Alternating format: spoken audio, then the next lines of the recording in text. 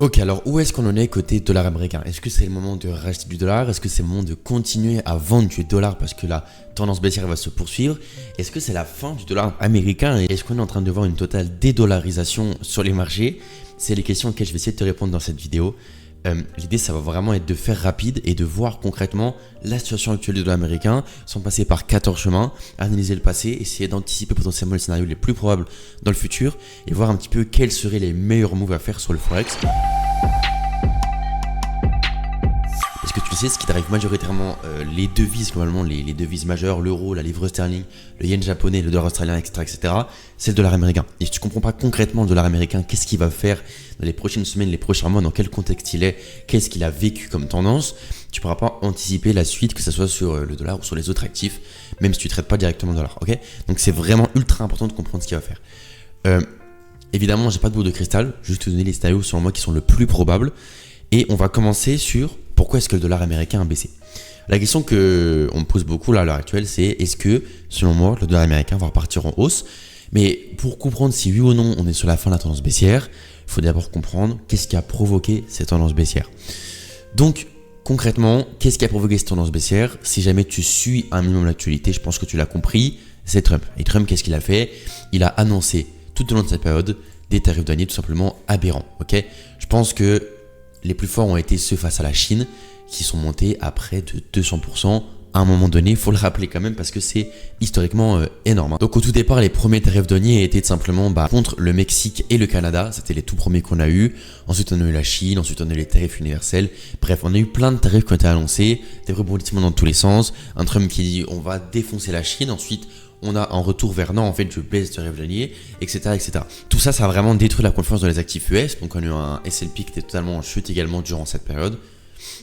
Durant toute cette période était totalement en chute et qui ensuite à l'heure actuelle a revenu bien sur ses ATH. Les ATH du S&P d'ailleurs, faut s'en méfier. Pourquoi? Parce que on a un dollar qui est totalement en chute et qui a connu une énorme tendance baissière.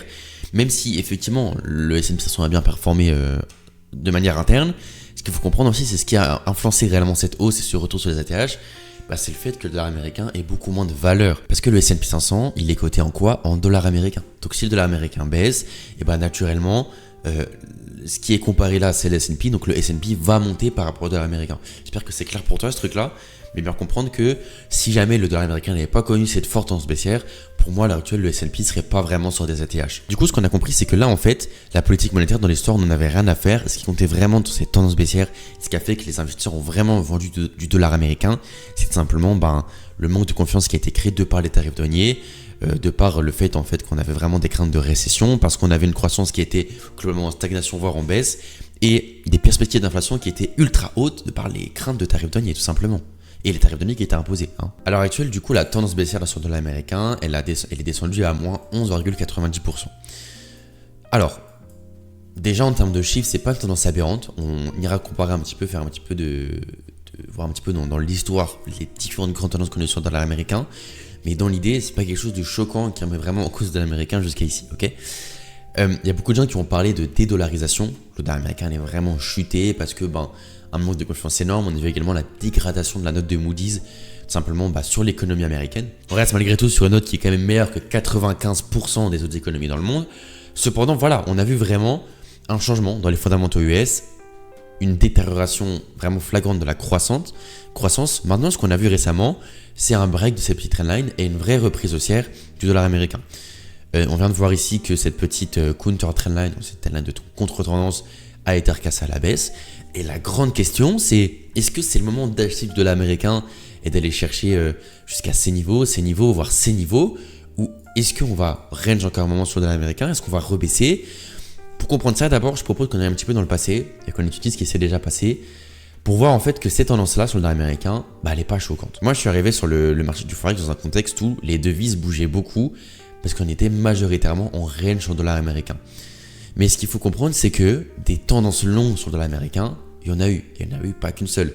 Là, par exemple, on a une tendance haussière qui a duré près de 490 jours. Donc plus d'une année où le dollar américain a pris 30%. Ok. Là, pareil, on a vu une tendance baissière sur le dollar américain où celui-ci a perdu près de 13% pendant 267 jours. Même un peu plus parce que j'ai pas été au bout de la tendance. Donc quasiment une année. On a des trucs concrètement beaucoup plus aberrants qu'on verra ensuite, mais là pareil, on a perdu environ 14%. Donc on voit qu'en termes de médiane, historiquement, là, dans un futur, dans un passé plutôt proche, les baisses étaient entre 12 et 15%. Donc là, on est clairement dans la médiane au niveau de ces tendances-là. C'est pour ça qu'on est sur des niveaux aptes, entre guillemets, à avoir un potentiel retournement. Attention tout de même, parce que sur le dollar américain, on a déjà vu des tendances baissières absolument gargantuesques. Par exemple, ces tendances baissières-là, fin 2001, début 2002, jusqu'en 2008, moins 40% sur le dollar américain. Ça a duré littéralement, on n'a pas vu, mais en gros, ça a duré, 2300 jours. Ok, donc plusieurs années, exactement cette année. On a également celle-ci en 1985, où on a un dollar américain qui chute de près de 50% pendant 1000 jours. Évidemment, le contexte n'est pas le même. Pour remettre les choses dans leur contexte, qu'est-ce qui s'était passé là en 2002 ? Première chose, c'était une fête qui était ultra accommodante. On a vu la bulle internet et également les attentats du 11 septembre en 2001. Du coup, on avait réellement une croissance qui était en chute aux États-Unis et donc la Fed a baissé de manière agressive ses taux d'intérêt tout simplement pour stimuler le dollar américain. Donc on avait d'abord ça qui provoquait naturellement un désintérêt des investisseurs et donc une baisse du dollar US. Et ce qu'il faut comprendre, c'est qu'avant l'éclatement de la bulle internet qu'on avait vu ici, qui a provoqué ensuite l'énorme baisse du dollar américain, on avait vraiment un dollar américain qui était à son prime, qui était vraiment en augmentation totale. C'était vraiment le super dollar. On avait vraiment une croissance économique absolument exceptionnelle aux États-Unis, une attractivité énorme autour de la tech et simplement d'internet et tout ce monde-là qui est en train de se développer. Et ici on a vraiment une explosion de la bulle internet, la croissance qui est en chute libre, la Fed qui baisse massivement ses taux d'intérêt. Donc en réalité le contexte n'a pas grand chose à voir avec aujourd'hui. On est vraiment ici sur une période de crise financière. Ici en 1985, c'est encore autre chose puisque simplement en fait l'accord Plaza, donc pour être précis avec toi, en gros c'est les États-Unis qui ont négocié un accord avec la France, l'Allemagne de l'Ouest, le Japon et le Royaume-Uni pour faire baisser le dollar de manière coordonnée. Donc en gros l'accord Plaza visait à corriger les déséquilibres créés de par simplement la forte hausse du dollar américain qu'on avait vu durant toutes ces périodes. Donc là en fait si tu veux c'était une baisse qui était volontaire de la part des États-Unis. Donc ce qu'on comprend en fait là c'est que les deux vraiment grandes tendances qu'on a vues sur le dollar américain jusqu'à ici, qui étaient baissières, qui ont vraiment duré plusieurs années, la plus longue qui était celle-ci, vraiment avec 2000 jours, ce qui est absolument énorme, elles avaient un contexte qui n'avait globalement rien à voir avec aujourd'hui. Ce qui fait donc que en fait, ça sert à rien de comparer avec ces grandes tendances baissières-là, parce que le contexte n'a rien à voir, et il y a tellement peu de chances que le dollar américain baisse pendant encore des centaines et centaines de jours, que ça sert à rien de comparer. On peut comparer aussi par exemple à l'élection numéro 1 de Donald Trump. Donald Trump a été élu pour la première fois, pas ici, donc en 2016. Alors on va se remettre en daily. Ça, c'est la première élection de Donald Trump qui provoque une première baisse sur le dollar américain. Donc au niveau, en 2016, tout ça, c'est Donald Trump qui provoque la toute première baisse sur le dollar américain. On voit que de son plus à son plus bas, le dollar américain perd près de 15%, 14,6%. Est-ce que du coup, cette baisse sur le dollar américain suite à l'élection de Donald Trump était prévisible ? Pas totalement, évidemment, mais en tout cas, on pouvait partiellement s'y attendre. C'est pour ça que étudier les données passées et les événements passés, qu'est-ce qu'ils ont provoqué sur les marchés, c'est super intéressant et ça nous permet de nous créer des scénarios. Okay, ce scénario baisse sur le dollar américain, c'est pas du tout quelque chose qui était choquant. En tout cas, si tu maîtrises l'analyse fondamentale, c'est pas quelque chose qui a dû te choquer. Donc là, en fait, étant donné qu'on est sur un Trump numéro 2, on peut se dire que on a quand même là fait près de moins 13%, 12,5%. Donc honnêtement, je serais pas choqué qu'on aille encore continuer un petit peu cette baisse jusqu'au potentiellement moins 15%, voire moins 13,70% sur ces niveaux un petit peu ici. En tout cas, ce qui est clair, c'est que je vois mal une baisse jusqu'à ces niveaux, mais je vois bien en fait une reprise haussière autour de ces niveaux. Parce que c'est clair, à un moment donné, le dollar américain va reprendre sa hausse. Parce que si on regarde uniquement en termes de politique monétaire, à l'heure actuelle, le dollar américain il est super intéressant. On a la Fed qui est quand même très au quiche, qui a des taux d'intérêt actuels à 4,5%, un Jérôme Powell qui, même s'il se prend des coups de pression vraiment intensifs de la part de Donald Trump pour baisser les taux, on voit bien que les tarifs donnés, ils ont apporté vraiment de l'inflation aux États-Unis.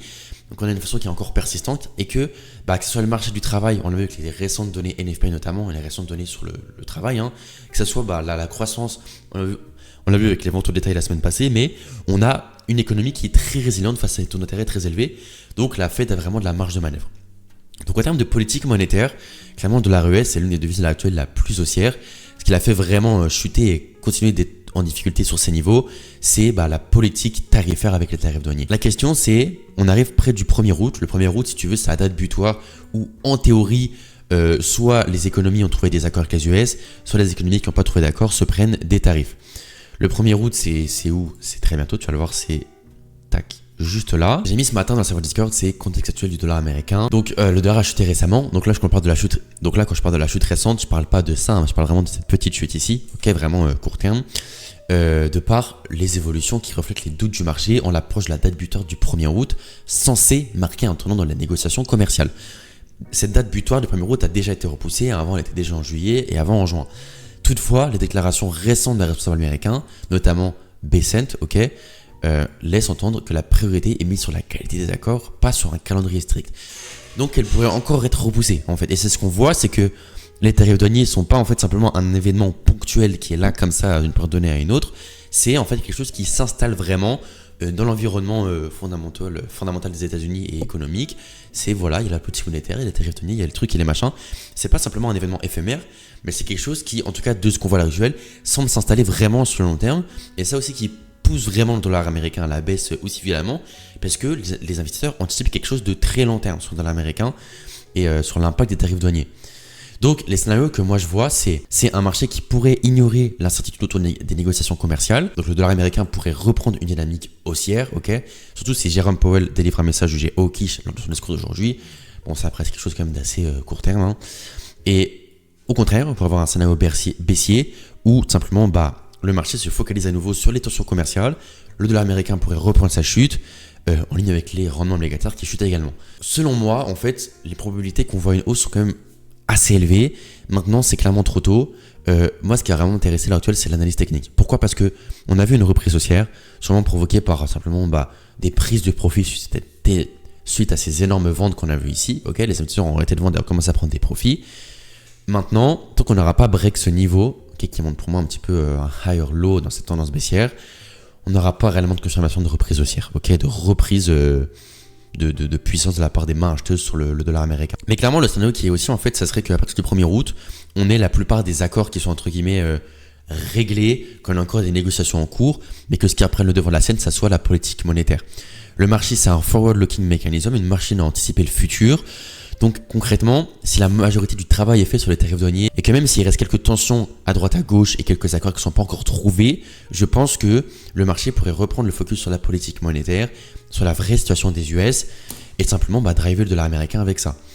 Ce qui driverait donc le dollar américain, ça serait la politique monétaire, les taux d'intérêt qui sont encore élevés et un Jérôme Powell qui prend vraiment son temps pour baisser, donc signe hawkish et donc dollar américain haussier. Et aussi par exemple des pressions de Trump sur Powell pour un limogeage. Ça viendrait provoquer des pressions baissières court terme. Et tout ça, ça serait vraiment un contexte qui est différent de celui des tarifs douaniers et qui pourrait, à moyen terme, selon moi, provoquer une hausse vraiment du dollar américain. Pas forcément venir sur ces niveaux, mais au moins aller chercher par exemple les 50 Fibo de cette tendance, donc environ, je sais pas, sur ces niveaux quoi. Et c'est pour ça que ce genre de cas, même si je prône énormément l'analyse fondamentale, l'analyse technique est très importante parce que clairement, pour moi, tant qu'on n'aura pas break ce niveau, on reste en tendance baissière sur le dollar américain et quand on aura break, chercher des achats sera vraiment pertinent, tout simplement. Donc, c'est important d'utiliser l'analyse fondamentale, de vraiment pousser ces analyses, mais voilà, faut pas non plus omettre que l'analyse technique c'est ultra important, c'est ultra pertinent et c'est ça qui nous montre clairement si oui ou non les acheteurs sont en train de reprendre la main sur le marché. Et d'ailleurs, si jamais tu as vraiment envie de t'améliorer, que tu veux rejoindre mon serveur Discord sur lequel toujours je partage des rapports fondamentaux, je te partage toutes mes prises de position et tu auras accès à une communauté de traders qui ont vraiment envie de vivre du trading et tu es vraiment une personne qualifiée qui a envie de faire les mêmes choses que toi, dans lequel tu as également une formation sur la macroéconomie, la géopolitique, le fondamental, sur lequel je te partage ma stratégie, etc. Je te mets le lien de la vidéo de présentation dans la description. Regarde-la, tu verras si le projet te parle ou non et tu pourras le rejoindre ensuite si jamais tu es intéressé. Sur ce, je te dis à très bientôt pour une prochaine vidéo.